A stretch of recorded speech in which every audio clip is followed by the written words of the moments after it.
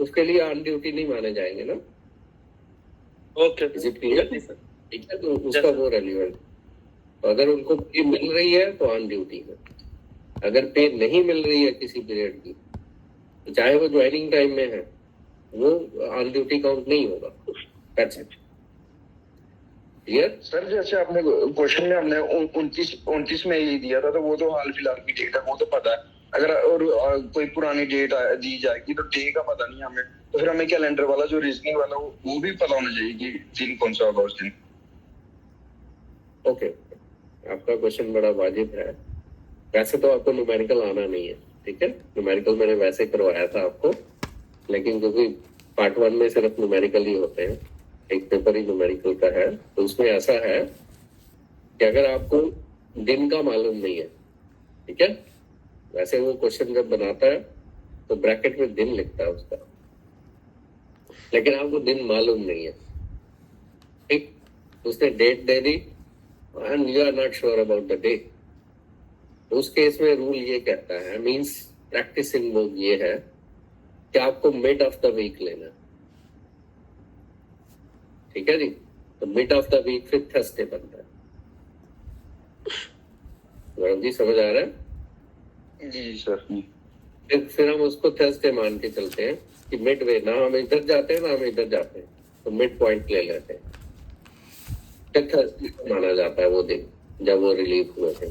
फिर हम लिख भी देते हैं, फिर नोट लिखते हैं, as the date of relieving is not given, it has been assumed as Thursday, ठीक है। और थर्सडे आफ्टरनून फोरनून ना लिखा हो तो हमेशा assumption जो है वो आफ्टरनून की करते हैं हम। तो वो हर चीज का एक तोड़ है, ठीक है ना, क्योंकि हम तो कोई सुपर कंप्यूटर हो नहीं सकते कि पुरानी डेट दी है, उस दिन क्या दिन था हमें नहीं मालूम है। वैसे तो उसको दिन जो है वो देना चाहिए ब्रैकेट में, नहीं देता तो फिर थर्सडे को लेता। Is that clear? Yes sir. जी सर। ठीक है, ओके। अब सर जो ये 3 मंथ का गैप था sir between first transfer and second transfer, sir इसके बारे में आपने कुछ बताया था बट मेरे को फिलहाल रिमाइंड नहीं कर पा रहा था। उसमें 6 days फॉर प्रिपरेशन जो है, 6 डेज तो सर रहते हैं, उससे ट्रांसलेट का कुछ नहीं था, बस प्रिपरेशन का 6 डे था sir. 6 days for preparation will not be repeated in that case, but transit के तो मिलने ही मिलने। ओके सर, होगा sir. Yes sir, clear, thank you. 6 days वाले में ये भी है कि इधर ऐसा भी हो सकता है कि ट्रांसफर ऑन ट्रांसफर हो जाए, ठीक है, क्योंकि आपने वो पूछ लिया 6 days वाला, उसके साथ ये भी लिंक होता है, और शायद वो नोट्स में भी आ जाएगा। कई बार ट्रांसफर ऑन ट्रांसफर वाला केस भी होता है। तो ट्रांसफर ऑन ट्रांसफर वाला केस में ये होगा कि आपकी एक ट्रांसफर हो गई और उसके बाद एक और ऑर्डर हो गया जिसमें आपका स्टेशन जो है बिफोर ज्वाइनिंग दूसरा हो गया।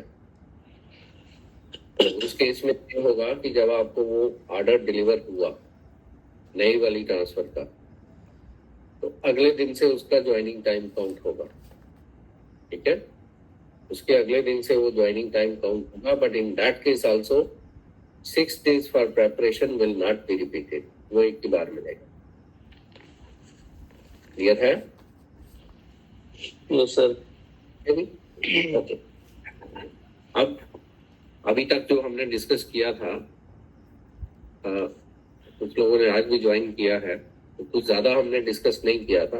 वैसे तो एक ये हमने किया था, तो कुछ ज्यादा हमने डिस्कस नहीं किया था। हमने स्टार्ट किया था 21 days are allowed from the date of issuance of order, ठीक है। और उसके बाद हमने ये डिस्कस किया था कि अगर किसी की ट्रांसफर हो जाती है, ट्रांसफर विद प्रमोशन हो जाती है, ठीक है, तो उस केस में ज्वाइनिंग टाइम कैसे गवर्न होगा। तो ज्वाइनिंग टाइम जो है चेंज ऑफ स्टेशन और not the change of station, दोनों के हिसाब से डिफाइन होता है। If there is no change in the station then only 1 day is allowed including this, ठीक है। तो स्टेशन कहाँ चेंज नहीं होगा, जहाँ में 13 किलोमीटर रेडियस का उसमें प्रोविजन है। अगर जम्मू और श्रीनगर सिटीज की बात करें तो म्यूनिसिपल लिमिट्स और आउटसाइड म्यूनिसिपल लिमिट्स, अगर म्यूनिसिपल लिमिट्स में होगा तो नो चेंज ऑफ स्टेशन है, अगर आउटसाइड होगा तो चेंज ऑफ स्टेशन है। तो 1 day का टाइम मिलेगा।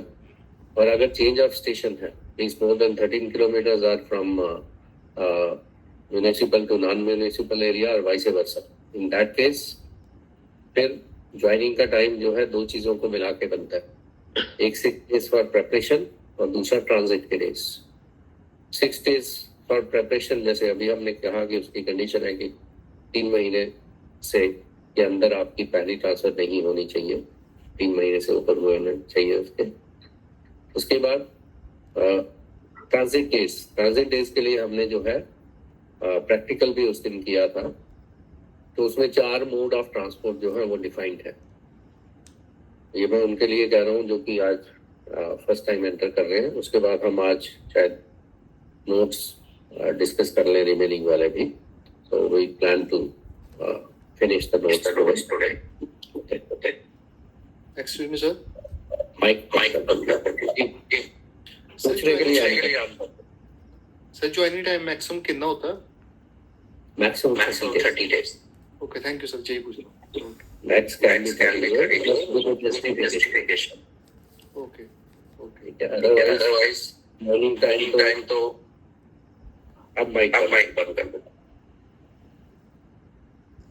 वैसे तो ज्वाइनिंग टाइम उतना ही मिलेगा जितना आपको परमिसिबल है, ठीक है, लेकिन कुछ कंडीशंस में उसको एक्सटेंड किया जा सकता है। एक्सटेंड कौन कर सकता है? जहां पे आपने ज्वाइन करना।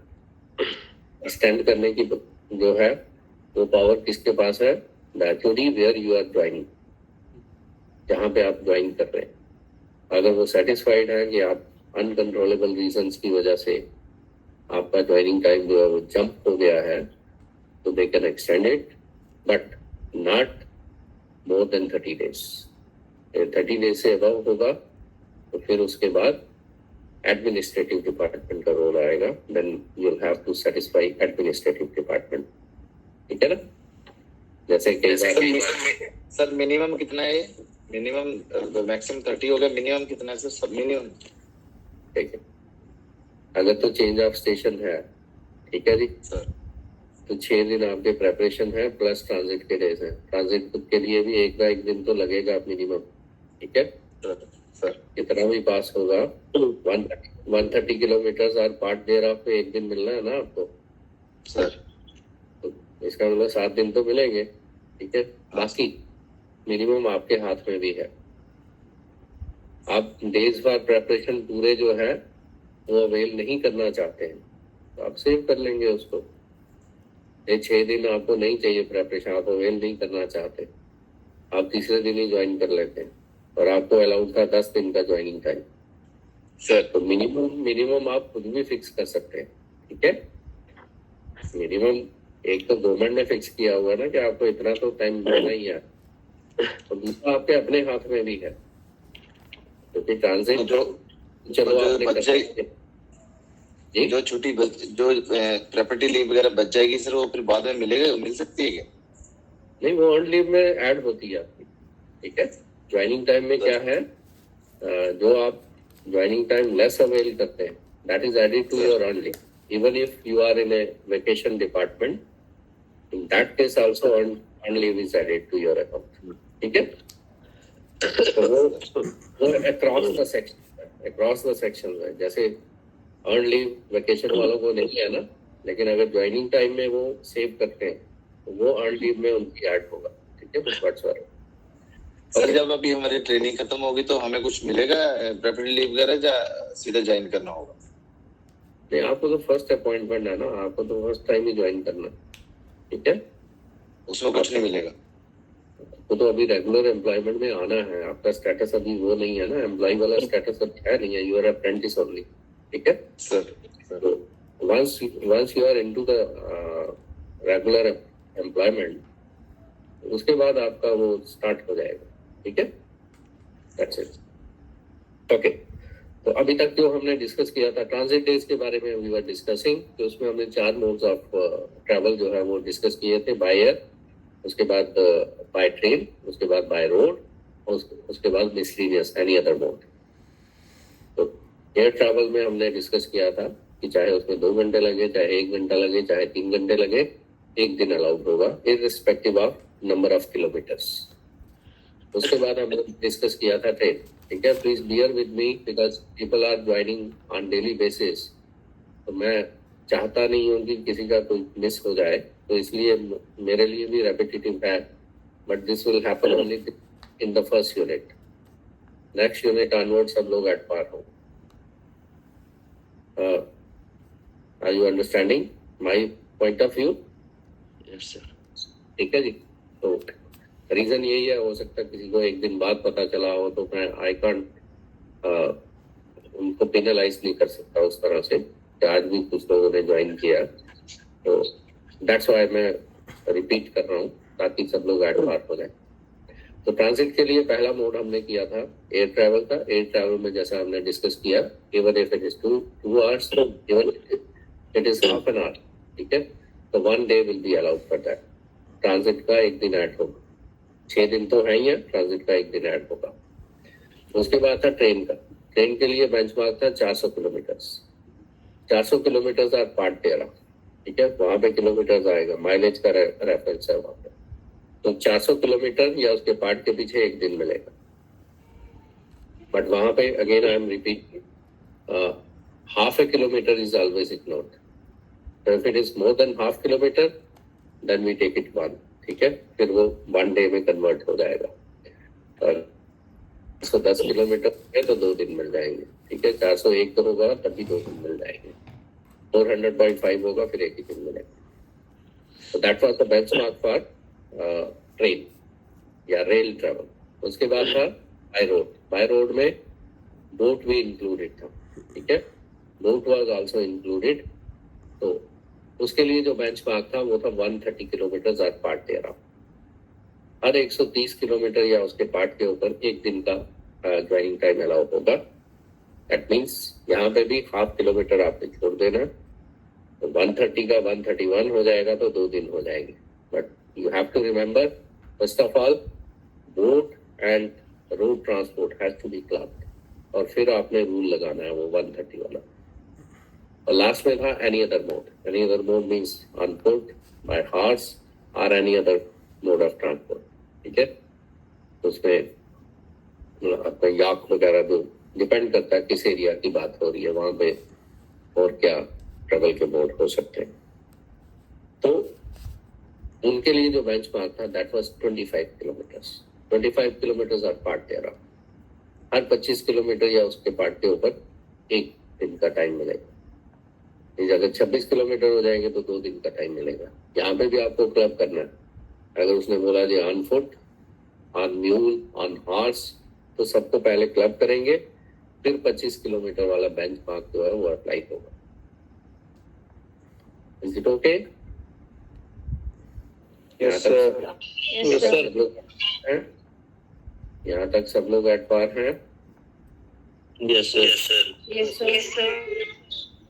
Okay, now for those who have just joined, I think तो एक केस हमने किया था, होना चाहिए मेरे पास।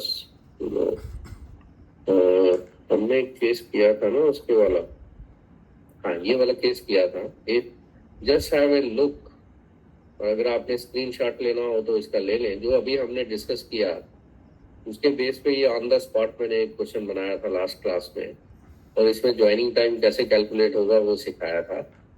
तो दोस्त who have joined just today, जो हमने अभी तक डिस्कस किया वो सारा इसमें है।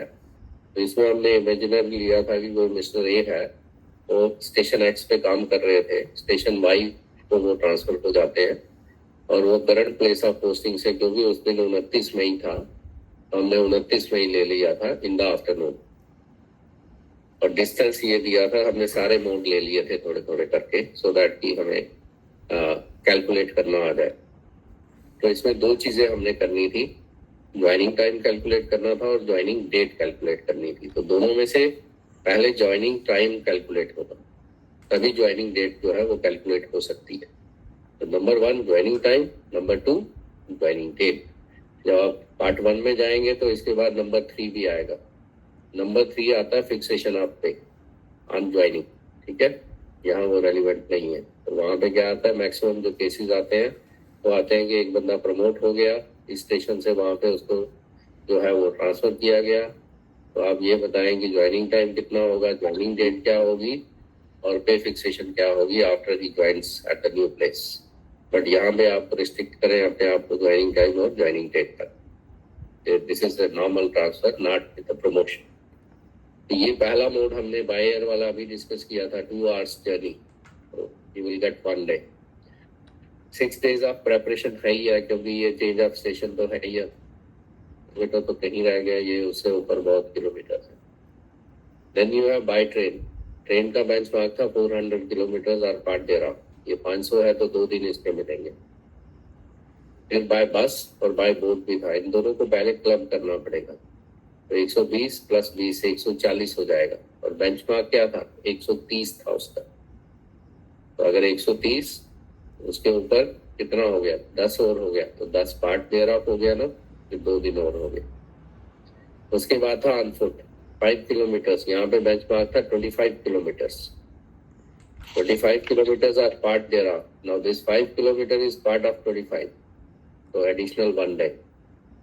So this is how we worked it out on that particular day. Joining time 6 days of preparation, ये हमने लिए थे। उसके बाद बाय एयर के लिए 1 दिन अलाउ हुआ था। बाय ट्रेन के लिए बेंचमार्क था 400 किलोमीटर और पार्ट thereof 2 day। बाय बस बोट को हमने क्लब कर दिया था, 130 बनते थे उसके, मीन्स टोटल बनते थे वहाँ 140, और 130 का बेंचमार्क है तो 2 days हो गया। ऑन फुट 5 किलोमीटर ही थे, तो 25 का पार्ट था। तो टोटल ट्रांजिट डेज यहाँ पे 6 बनते थे, और ज्वाइनिंग टाइम क्या बनता है, 6 days of preparation plus transit days, तो 6 + 6 हो गया था 12। तो those who are just joining, are they clear about the calculation part? जी, are they clear? Yes sir. यहाँ तक क्लियर है। तो उसके बाद ज्वाइनिंग डेट निकालने के लिए हम क्या करते हैं, ये छोटी सी कैलेंडर की एक्सरसाइज करते हैं। तो कैलेंडर में क्योंकि यहाँ पे संडे इंक्लूड नहीं होते, the visit means there is no change of station, then 1 day is allowed, okay, and even Sundays are included. तो वहाँ पे क्या है, संडेज को इंक्लूड करके चलना पड़ेगा। यहाँ पे क्या है, यहाँ पे एक्सक्लूड करना। Got it? Is it clear? वहाँ पे जो गैजेटेड हॉलीडेज है वो एक्सक्लूड होती है, यहाँ पे इंक्लूड होती है, तो दोनों में उल्टा हिसाब है। तो यहाँ पे हमने 29 को, क्योंकि उनका रिलीविंग हुआ था, अगर आफ्टरनून में किसी का रिलीविंग होता है तो वो दिन ज्वाइनिंग में काउंट नहीं होता, फिर अगले दिन से मीटर स्टार्ट होता है। और अगर फोरनून में रिलीविंग होता है तो फिर वो वाला दिन भी काउंट होता है। क्योंकि यहाँ पे आफ्टरनून में रिलीविंग था, तो फिर ये वाला दिन काउंट नहीं होगा, 30th से स्टार्ट होगा। तो 30th 31 यहाँ पे आपको मंथ्स का हिसाब रखना पड़ेगा कि उस मंथ में कितने दिन होते हैं, ठीक है। उस मंथ में कितने दिन होते हैं, 31 होते हैं, 28 होते हैं, 29 होते हैं, ठीक है, वो हमें ध्यान रखना पड़ेगा। 29 भी हो सकते हैं ना कभी कभी, जी। Yes, sir.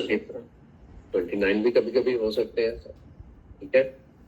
अब हो सकते हैं अगर ईयर सर 4 का मल्टीपल हो, या अगर 4 का मल्टीपल हो, बिल्कुल ठीक, बिल्कुल ठीक। तो डिपेंड करता है हमें डाटा किस ईयर का वो दे रहा है, ओके। तो यहाँ पे क्योंकि 2025 की बात हम कर रहे थे, तो और ये फैब का महीना भी नहीं है, तो हमें सोचना भी नहीं पड़ा। बट अगर फैब का भी होता तो 28 दिन ही देते हम। तो यहाँ पे हमने 29 को छोड़ दिया, 30 से स्टार्ट हो गया, 30 31, उसके बाद फर्स्ट आ गया, देन सेकेंड। संडे 2 पढ़ रहे थे इस दौरान, 1 और 8 को, ठीक है, वो दोनों हमने एक्सक्लूड कर लिए। और 12वां दिन जो था वो कोइंसिडेंटली 12 जून को खत्म हुआ, ठीक है। कोइंसिडेंटली 12वां दिन जो है वो 12 जून को ही खत्म हुआ। तो दैट मीन्स उनका जो ज्वाइनिंग होगा वो 13th को होगा, ठीक है। 13th फोरनून को वो ज्वाइन करेंगे, 12 दिन कंप्लीट हो जाते हैं 12 जून को। Is it okay? Yes, sir. Yes sir. Yes, sir. Okay okay. तो अब हम थोड़ा आगे चलेंगे जहां तक हमने डिस्कस किया था। एक चीज हमने वहां पे छोड़ी थी, अगर आपको याद हो तो ये हमने छोड़ दिया था वहां पे। इसके पे मैंने बोला था हम बाद में डिस्कशन करेंगे, ठीक है। ये नोट हमने छोड़ दिया था ना तब, क्योंकि हमने प्रैक्टिकल तब टेकअप कर लिया था ना। इसका क्या मीनिंग है, ठीक है।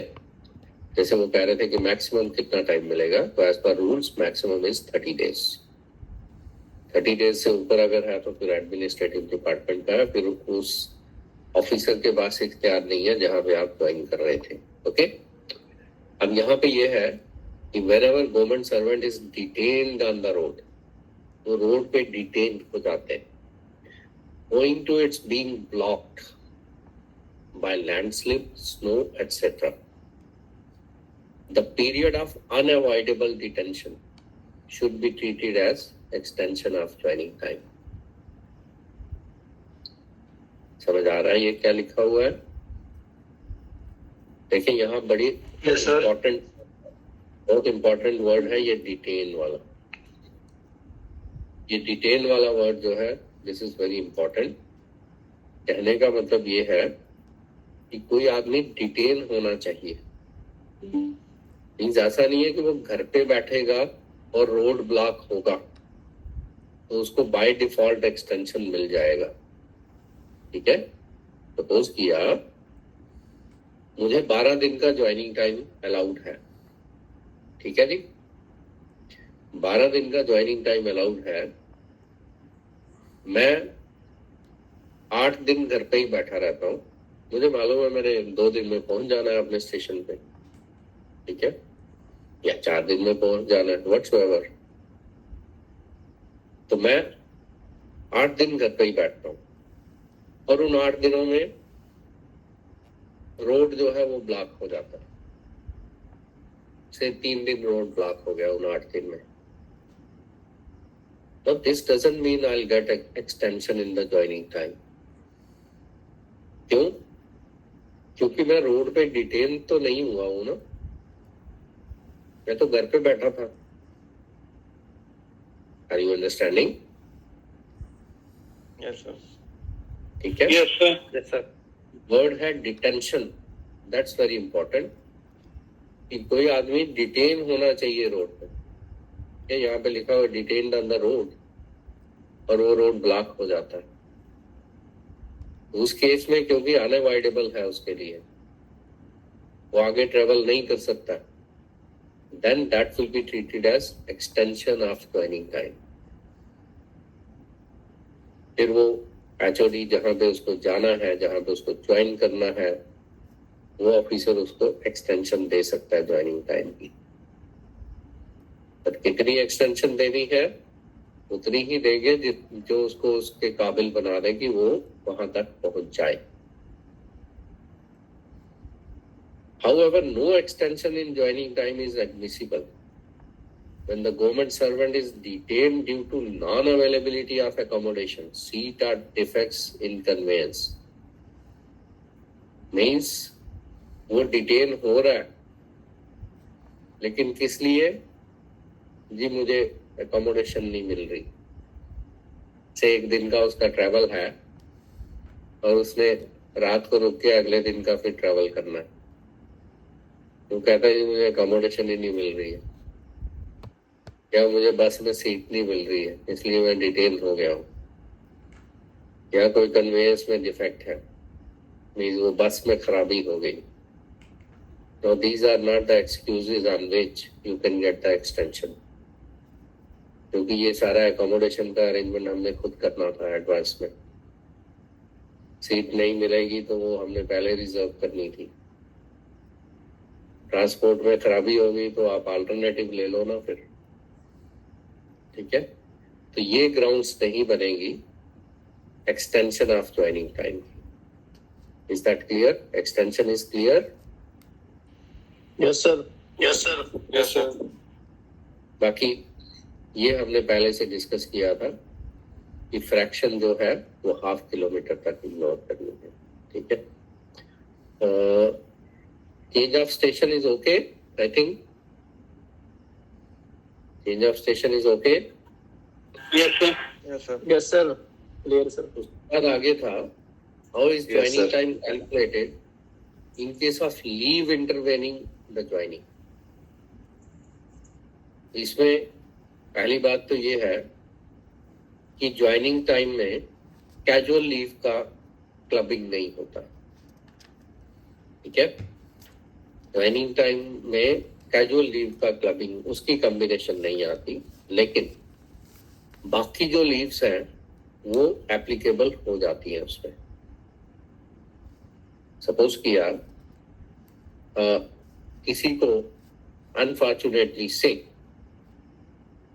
ज्वाइनिंग टाइम के दौरान प्रॉब्लम हो जाती है, द पर्सन फॉल्स इल, सिक हो जाते हैं,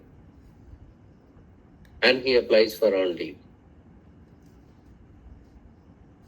और अर्न लीव उनकी जो है वो सैंक्शन हो जाती है, या सैंक्शन नहीं भी होती, वो अवेल कर लेते हैं, पोस्ट फैक्टो सैंक्शन भी हो जाती है if the ground is like that. उस केस में ज्वाइनिंग टाइम क्या होगा? ज्वाइनिंग टाइम एक तरह से, आपने वो केबीसी तो देखा होगा ना, केबीसी सबने देखा हुआ है जी. जी yes sir. Yes, sir. Yes sir. KBC जो था वो, जो एबी है उनके लिए वो सेवियर था. ठीक है ना, केबीसी एबी साहब के लिए सेवियर था, उनके लिए वो एक टर्निंग पॉइंट बना था when he was down and all his property had gone because he started a production house of his own which was never successful. So time and again films were flopped and he was in the debt. तो KBC से ही उनका turn around start हुआ था. Then he did so many ads as well. तो KBC में एक वो segment आता ना, फोन ऑफ फ्रेंड.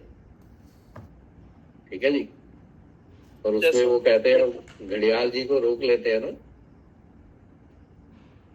घड़ियाल जी को रोका जाता है वहां पे. Yes sir. Yes sir.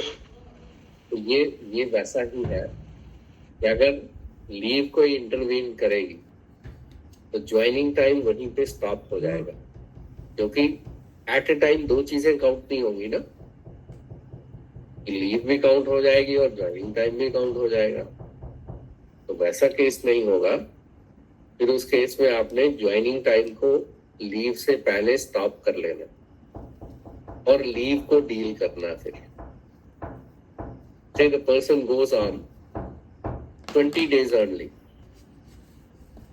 ठीक है, और उससे पहले उनका ज्वाइनिंग टाइम जो है वो 5 दिन जा चुका था. 5 दिन के बाद अर्न लीव उनकी स्टार्ट हुई और उनको ज्वाइनिंग टाइम से, जैसे यहाँ पे हमने 12 दिन का निकाला, 12 दिन का ज्वाइनिंग टाइम अलाउड था. तो after 5 days he is into earn leave, और earn leave है say 15 days. अब earn leave में तो संडे भी काउंट होते हैं ना. ठीक है जी, तो संडे भी काउंट होते हैं. तो क्या किया जाएगा, 5 दिन का ज्वाइनिंग टाइम हम डिसाइड करेंगे. ठीक है, डिसाइड क्या, वो पहले से डिसाइडेड है कब वो रिलीव हुए थे, और 6ठे दिन से लेके आगे 15 दिन तक अर्न लीव जो है वो सेटल होगी. ठीक, और जो उसके बाद 16वां दिन होगा फिर वो ज्वाइनिंग का 6ठा दिन माना जाएगा. This is how leave intervening joining is treated. समझ आ रहा है? सर इसको फिर से रिपीट करना प्लीज. रिपीट कर दो ये वाला पॉइंट. मैं दूसरी क्लास में मैंने इसका प्रैक्टिकल भी करवाया था.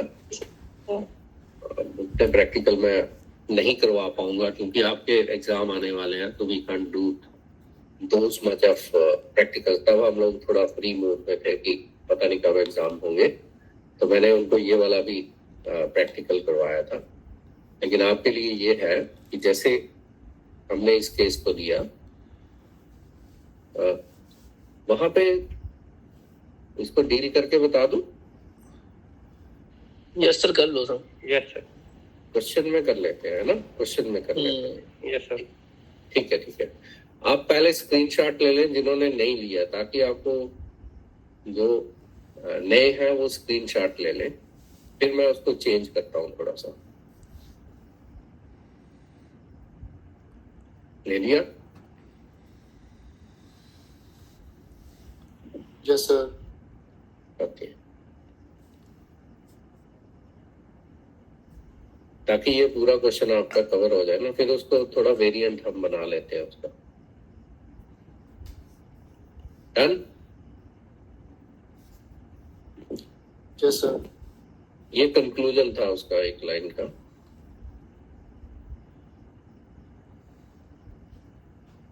ठीक है जी। अब हम क्या करते हैं, थोड़ा सा इसमें चेंज कर लेते हैं। चेंज इसमें हम कर लेते हैं,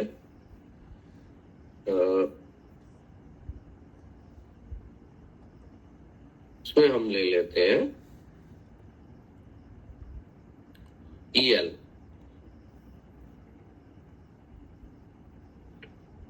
इसको कर लेते हैं हम से 10 days EL फ्रॉम, यहां से वो स्टार्ट हुए थे, से हम ले लेते हैं 4th से। ठीक है जी, 4th जून। 4th जून से 10 days की EL जो है वो ले लेते हैं वो। उस केस में फिर ज्वाइनिंग टाइम कैसे डिसाइड होगा? ठीक है जी। तो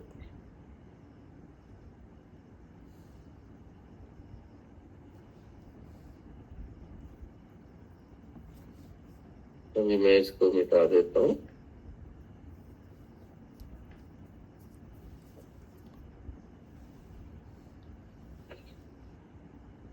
तीस, 31, 2, 3, यहां से छुट्टी स्टार्ट हो जाएगी ना?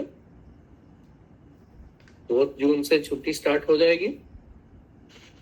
Yes sir. Yes sir. और वो है 10 days की। अब आपको ये ध्यान रखना है कि 10 days में संडे भी इंक्लूड होगा। ओके, तो ये एक दिन हो गया, 2, 3, 4, 5, 6, 7, 8, 9 और 10, 13 तक होते हैं ना 10 दिन। Yes sir. 13 तक 10 दिन हो गए। तो ये 4 से लेके 13 तक चलेंगे ऑन लीव में। और ज्वाइनिंग टाइम इनका हुआ था 1, 2,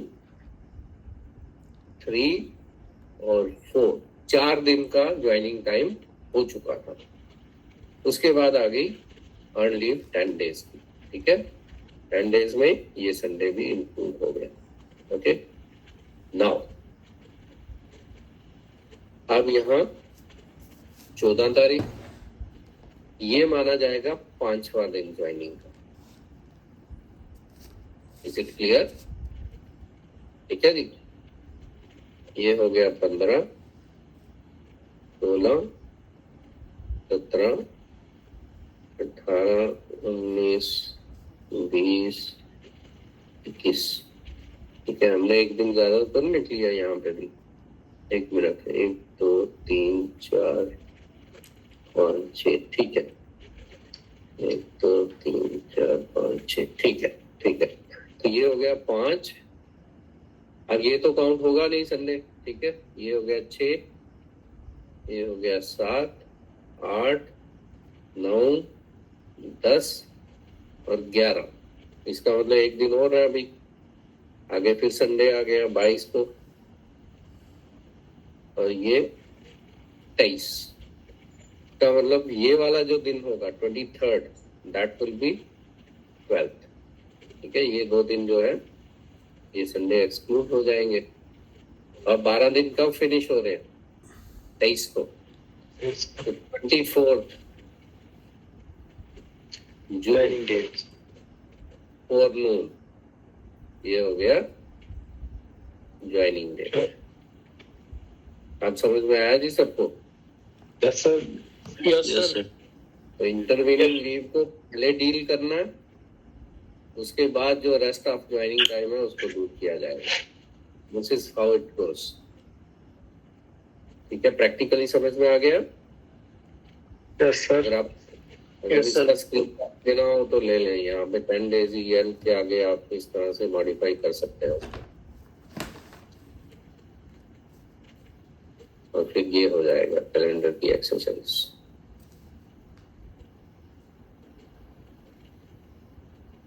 clear. Yes sir. Yes, sir. ठीक है जी. उसके बाद एक क्वेश्चन था कि कुछ लोगों को एडिशनल ज्वाइनिंग टाइम मिलता है क्योंकि उनका नेचर ऑफ जॉब ऐसा होता है कि उनको हैंड ओवर करने में टाइम लग सकता है. अपना चार्ज हैंड ओवर करने में टाइम लग सकता है. तो in that case there is a provision in the CSR कि कुछ कैटेगरीज जो हैं एम्प्लॉइज की, उनको एडिशनल ज्वाइनिंग टाइम मिलेगा. एडिशनल ज्वाइनिंग टाइम का मतलब हो गया जो हमने कैलकुलेट किया उसके अलावा. जैसे यहाँ वहां पे हमने 12 दिन किए ना कैलकुलेट, तो अगर नेचर ऑफ जॉब इस तरह से होगा जो अभी हम डिस्कस करने वाले हैं, तो उसमें एडिशनल दिन मिलेंगे. Is it okay? Additional joining time का मीनिंग समझ में आया? Yes, sir. Yes, sir. Basic joining time तो वैसे ही कैलकुलेट होगा जैसे हम कर रहे थे, लेकिन उसके अलावा कितने दिन और दिए जाएंगे एडिशनल ज्वाइनिंग के, वो यहाँ पे कैटेगरीज ऑफ गवर्नमेंट सर्वेंट्स के हिसाब से डिफाइंड है.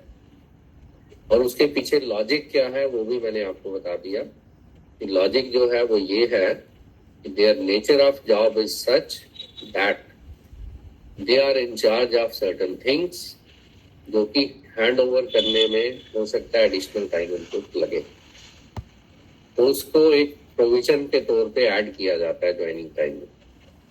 ठीक है, तो उनका जो ज्वाइनिंग टाइम माना जाएगा परमिसिबल है, वो एडिशनल डेज को ऐड करके ही परमिसिबल निकाला जाएगा. ओके है जी, क्लियर है? Yes, sir. Yes sir. Okay. अब इसमें कौन कौन सी कैटेगरी ऑफ एम्प्लॉइज हैं? जैसे एक्सियन है जो कि डिवीजन के इंचार्ज होते हैं. ठीक है ना? Yes, sir. उसको एक्सियन का और क्या नाम लेते हैं? डी बोलते हैं DE भी बोलते हैं, डिविजनल इंजीनियर. ठीक है ना? तो उनका नाम DE भी होता है या एक्सियन भी कहते हैं हम उनको. तो उनके लिए 2 दिन एडिशनल जो है वो अलाउड है. जितना नॉर्मल ज्वाइनिंग टाइम होगा उससे ऊपर 2 दिन उनको अलाउड है. क्योंकि जो एक्सियन होता है बहुत सारी चीजों का इंचार्ज होता है. कैश बुक का भी इंचार्ज होता है, वो जो PWD की कैश बुक जो बनती है उसका भी वही इंचार्ज होता है. तो उस केस में उनको 2 दिन एक्स्ट्रा अलाउड है. देन उसके बाद है AW. ठीक है जी. AW जो है वो सब डिवीजन का इंचार्ज होता है. एक्सियन जो है वो डिवीजन का इंचार्ज है और जो AW है वो सब डिवीजन का इंचार्ज है. इसी का माइक ऑन है. Okay. तो जो AW है उनके लिए भी 2 दिन का एडिशनल प्रोविजन है. 2 दिन एडिशनल उनको भी अलाउड है. देन JE के लेवल पे अब देखें, JE को है 4 दिन. Why is it so? JE को सबसे ज्यादा दिन क्यों अलाउड है? तो चार्ज शायद ज्यादा होगा इसलिए से. Field work sir. क्योंकि ग्राउंड पे वही काम करने वाले हैं. ठीक है, क्योंकि लोअर लेवल पे शायद ज्यादा वर्क हो उसके पास. लाइटर वेन में हम ये भी कह सकते हैं कि वो पैसे भी डिस्ट्रीब्यूट करके ही जाएंगे ना फिर. ठीक है वैसे यस सर. वो वैसे भी इंचार्ज ही है ना first hand. Okay, just in A lighter when. I am not yes sir. Going that way. क्योंकि देखें अकाउंटिंग या वैसे जो है वो जितने भी ये सब्जेक्ट्स हैं बड़े ड्राई से सब्जेक्ट्स होते हैं. So sometimes I crack jokes, but those are always in a positive manner. Don't take it in a negative manner. Okay? So sometimes we crack jokes. मैं गाने भी गा के आपको भेज देता हूँ. वो भी इसीलिए होता है कि कहीं आप बोर ना हो जाएं अकाउंटिंग पढ़ के. ठीक है? ओके. सो जेई के लेवल पे जो है वो 4 days है, क्योंकि ग्राउंड लेवल का ऑफिसर है वो. जितनी भी एमडीज वगैरह हैं, आपको एमडी का कॉन्सेप्ट है? No sir. लेकिन जो भी बिल वगैरह बनते हैं, ठीक है, वो एमबी पे बेस्ड बनते हैं. एमबी का मतलब होता है measurement book. That's very important book from engineering point of view, कि जो उन्होंने काम किया उसकी पैमाइश करेंगे ना. आपने भी देखा होगा, आप घर पे काम करवाते हैं तो फिर उसकी पैमाइश करके पेमेंट होती है ना. जैसे हमने टाइल लगवा ली, ठीक है, हमने कोटा स्टोन लगवा लिया, तो बाद में क्या होता है, उसकी पैमाइश के हिसाब से पेमेंट होती है ना. तो इसी तरह से जो इंजीनियरिंग के वर्क्स हैं उनकी फिर पूरी पैमाइश होगी ना. ठीक, तो उसके लिए एक मेजरमेंट बुक का प्रोविजन है, वो जेई के लेवल पे होती है. फिर उसको सर्टिफाई जो है हायर ऑफिसर भी करते हैं, और उसके बेस पे फिर बिल्स जो है वो प्रोसेस होते हैं. तो इसलिए वो ग्राउंड लेवल का ऑफिसर है, who is in charge of basic things. तो इसलिए उनको एडिशनल 4 days का प्रोविजन है. सर एई तो नहीं मिलते? एई की पोस्ट जो है ना बड़ी डिफेंस की पोस्ट है, टू बी वेरी फ्रैंक. ठीक है, एई के पास उस तरह से चार्ज नहीं होता. आप समझ रहे हैं? एई जो होगा वो एडब्ल्यू को ही असिस्ट कर रहा होगा, वो इंडिविजुअली किसी चीज का इंचार्ज नहीं है उस तरह से. तो इसलिए उसका प्रोविजन नहीं रखा गया. ठीक है, अब गवर्नमेंट क्या करती है, वो एई की पोस्ट को डिसबैंड भी नहीं करते हैं, अदरवाइज उनको जेई से फिर सीधा एडब्ल्यू बनाना पड़ेगा लोगों को. तो वैसा नहीं है, वो पोस्ट एक रखी हुई है. बट अगर हायरार्की के हिसाब से सोचा जाए तो उस पोस्ट की उतनी अहमियत नहीं है. उससे ज्यादा तो जेई की पावर है. ठीक है, उससे ज्यादा जेई की पावर है. ओके, उसके बाद है इंचार्ज पीडब्ल्यूडी स्टोर्स. जो स्टोर्स के इंचार्ज है तो उनको 30 days का जो है वो ऑन ड्यूटी माने जाते हैं, even in excess of joining time. ठीक है जी, क्लियर? इसी तरह से स्टेट्स वालों के जो सुपरवाइजर्स हैं, स्टेट डिपार्टमेंट भी है ना एक जी. स्टेट डिपार्टमेंट का मालूम है सबको? Yes sir. क्या काम है उनका? क्वार्टर वगैरह जो अलॉट करते हैं. हाँ जी, जम्मू श्रीनगर में जो क्वार्टर वगैरह अलॉट करते हैं.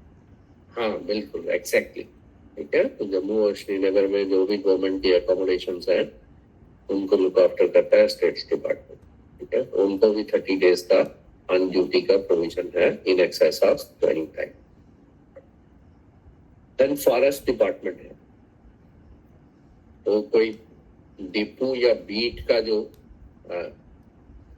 ऑफिसर होगा जिसके अंडर वो डिपो या बीट होगा. डिपो जानते हैं ना आप, बहुत बार ऑक्शन भी होते हैं, बहुत बार ऑक्शन होते हैं ना इसके अपने लकड़ी के जो होते हैं, तो वो डिपो कहते हैं उनको, या बीट कहते हैं. तो उनके लिए 15 दिन का प्रोविजन है, but that is with the approval of administrative department. That is not by default. Okay,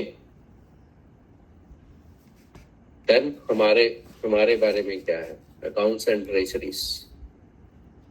वहां पे ट्रेजरी ऑफिसर श्रीनगर 3 days, सदर ट्रेजरी जम्मू 6 days, मुफस्सिल ट्रेजरी का आइडिया है आपको क्या होता है? No sir. सर तहसील लेवल पर भी होती है. तहसील बहुत बार हम कहते हैं ना सब ट्रेजरी, सब ट्रेजरी. तो उन्हीं को मुफस्सिल ट्रेजरी कहा जाता है. ठीक है, देन सदर ट्रेजरर 2 days, मुफस्सिल ट्रेजरर 2 days, ये हो गए ट्रेजरी ऑफिसर, और ये हो गए ट्रेजरर जो उनके नीचे काम करते हैं। Is it okay? उसके बाद जुडिशियल डिपार्टमेंट में है, कुछ लोगों को 4 days है, ठीक है, मैक्सिमम 4 days है। देन ये फराश खाना स्टोर्स, ठीक है, तोश खाना और फराश खाना मालूम है सबको क्या होता है? तहवीलदार। तहवीलदार किसको कहते हैं? पता नहीं सर ये जी महाराजाओं से रिलेटेड कुछ है, उनके स्टोर्स के रिलेटेड। हाँ, बिल्कुल बिल्कुल वही है ये, Accurate, महाराजा accurate. से related, ठीक है। या जो हमारे म्यूजियम वगैरह हैं, ठीक है, पुराने जो आर्मर्स हो गए, ठीक है, उनका आर्काइव्स जिसको हम कहते हैं, उनके तहवीलदार। तहवीलदार का मतलब होता है कि जिसकी कस्टडी में वो सामान रहता है, ठीक है, तो जो उसका इंचार्ज है, जैसे स्टोर कीपर होते हैं वैसे ही तहवीलदार होते हैं। तो उनको 60 days का। एंड फार्म डिपार्टमेंट है तो उनको 30 days का है। देन ट्रांसपोर्ट डिपार्टमेंट है, चार्ज ऑफ स्टोर्स, ठीक है, स्टोर्स में जो हो तो 75 days है। तो these are penalties which are allowed to the particular type of, you can say, employees. They get additional. Is it okay? Yes, sir. और मैक्सिमम आप पूछ रहे थे, तो मैक्सिमम ये है, मैक्सिमम 30 days। और फर्दर मोर जो है वो अगर इससे ज्यादा है तो फिर एडमिनिस्ट्रेटिव डिपार्टमेंट आएगा, ठीक है जी। अगर 30 days के बियॉन्ड, वो भी यहाँ पे लिखा हुआ है, gives extension over the joining time of 30 days। कौन देता है? Administrative department. अगर वो सेटिस्फाइड है रीजन जो भी आप दे रहे हैं, तो वो एक्सटेंशन उसमें दे सकते हैं। Is it okay? Okay, sir. Thank you. तो विद दिस हम ज्वाइनिंग टाइम को विराम देंगे और अगली क्लास जो हमारी होगी उसमें हम पे फिक्सेशन स्टार्ट करेंगे, ठीक है। तो थैंक्स।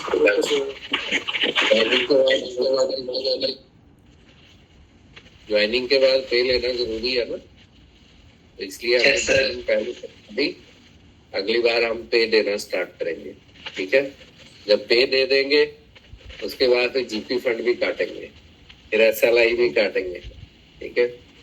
और पे देने के बाद रिटायर भी करेंगे, फिर पेंशन को भी डिस्कस करेंगे, ठीक है, लीव्स को भी डिस्कस करेंगे। तो this way I think joining time बड़े हमने लिमिटेड टाइम में कर लिया, even if people were coming and they were taking some time, but still we have managed to cover it.